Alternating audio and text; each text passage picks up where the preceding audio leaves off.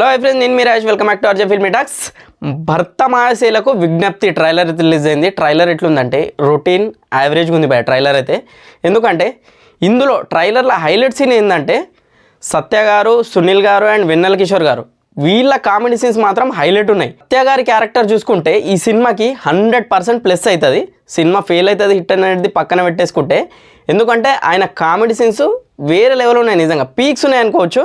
ఆయన ఫేస్లో ఎక్స్ప్రెషన్స్ కానీ ఆయన చెప్పే డైలాగ్స్ కానీ చాలా హైలైట్ ఉన్నాయి. ఇంకోటి వెన్నెల కిషోర్ గారు, ఈయన క్యారెక్టర్ కూడా హైలైట్ ఉన్నట్లుంది.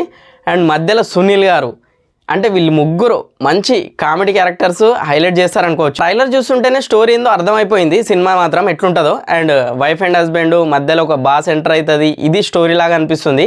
అండ్ ఇది ఒక ఆఫీసు అండ్ హౌస్, ఇక్కడనే స్టోరీ తిరిగేలాగా అనిపిస్తుంది. ఇంకోటి ఆషికా రంగనాథ్, ఈమె కొంచెం డీ గ్లామరస్ ఎక్కువ అయిపోయింది అనిపించింది.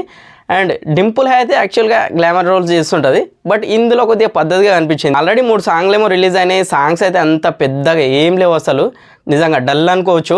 అండ్ కరెక్ట్ లిరిక్స్ లేవు. అండ్ మ్యూజిక్ ఒకటి సాంగ్ ఏమో రీసెంట్గా రిలీజ్ అయింది, 3వ సాంగ్ ఏదో కొంచెం మాస్ బిట్ తోటి ఆ సాంగ్ అనిపిస్తుంది, అదొకటి కొంచెం బెటర్ అనుకోవచ్చు.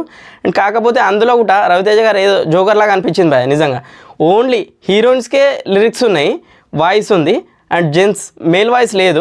అండ్ రవితేజ గారు ఏదో మధ్యలో డ్యాన్స్ చేయాలా వద్దన్నట్లుగా చేసిండేమో అనిపించింది, అదొకటి మైనస్ అనిపించింది. భీమ్స్ మ్యూజిక్ కూడా కొంచెం నార్మల్గా అనిపించింది. ఎందుకంటే లైన్గా చూసుకుంటే మనకు భీమ్సే వర్క్ చేస్తుండు రవితేజ గారి సినిమాలకు అన్నిటికీ. ఈ సినిమాకి చూస్తుంటే ఏం కొత్తగా ఏం డిఫరెంట్గా ఏం అనిపించలేదు. భీమ్స్ ఏంటంటే మెలోడీస్ కంటే కొంచెం మాస్ బిట్స్కి అయితే హైలైట్ కొడతాడు. ఇంకోటి రవితేజ గారిది లుక్ కొంచెం పేలిపోయినట్లు అనిపించింది, ఎందుకంటే కొంచెం డల్లుగా. అండ్ ఇంకోటి అంత ఎనర్జీగా అనిపిస్తలేదు ఆయన లోపల అయితే. అండ్ ఫేస్లో కూడా కొంచెం ఎగిరిపోయింది. మొన్నటి వరకు అయితే చాలా అన్ని మాస్ సినిమాలు తీసుకుంటూ వస్తుండు కొత్త డైరెక్టర్లతోటి. కానీ ఈయన కిషోర్ తిరుమల ఓల్డ్ డైరెక్టర్, మంచి ఫ్యామిలీ సినిమాలు తీస్తుంటాడు. చాలా రోజుల తర్వాత మళ్ళీ సంక్రాంతికి అయితే రిలీజ్ చేస్తుండు. అండ్ ఆయన సినిమాలు మంచి ఫ్యామిలీ ఎంటర్టైన్మెంట్ తోటి అయితే ఉంటాయి. బట్ ఈ సినిమానే కొంచెం తేడా కొడుతుంది, మళ్ళీ ఏమైతే తెలియదు. కానీ ఫుల్ ఫన్ కామెడీ తోటి అయితే ఈ సినిమా అయితే రాబోతుంది. రవితేజ గారే కొంచెం గ్యాప్ తీసుకొని పర్ఫెక్ట్ సినిమా తీస్తే బాగుంటుంది అనిపిస్తుంది. ఎందుకంటే సినిమాల మీద సినిమాలు కొత్త డైరెక్టర్లకు అయితే అవకాశం ఇస్తూ ఉంటాడు బెటర్. బట్ కాకపోతే ఏంటంటే స్టోరీ సెలెక్షన్ కొంచెం బెటర్, ఫ్యాన్స్ కోసం ఆలోచించి సినిమాలు తీస్తే బాగుంటుంది అనిపిస్తుంది.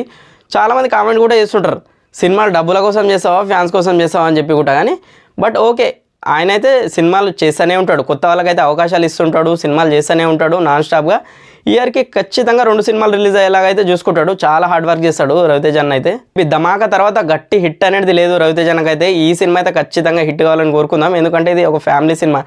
జానర్ మార్చి ఈ జానర్లకు అయితే వచ్చిండు, ఫ్యామిలీ జానర్లకు. చూద్దాం ఈ రకంగానన్నా హిట్ కొడతాడా లేదనేది. సినిమా అయితే ఈ సంక్రాంతి 13 రోజు అయితే సినిమా రిలీజ్ కాబోతుంది. చాలా సినిమాలు కాంపిటీషన్లు ఉన్నాయి, బట్ రవితేజ అన్న వెనక్కి తగ్గేదే లేదని చెప్పి సినిమా కూడా రిలీజ్ చేస్తుండు. కాబట్టి చూద్దాం ఎట్లుంటుందో. అండ్ మీరు కూడా ఒకసారి ట్రైలర్ అయితే చూసేయండి. అండ్ మరిన్ని వీడియోస్ కోసం మన ఛానల్ అయితే సబ్స్క్రైబ్ చేసుకోండి.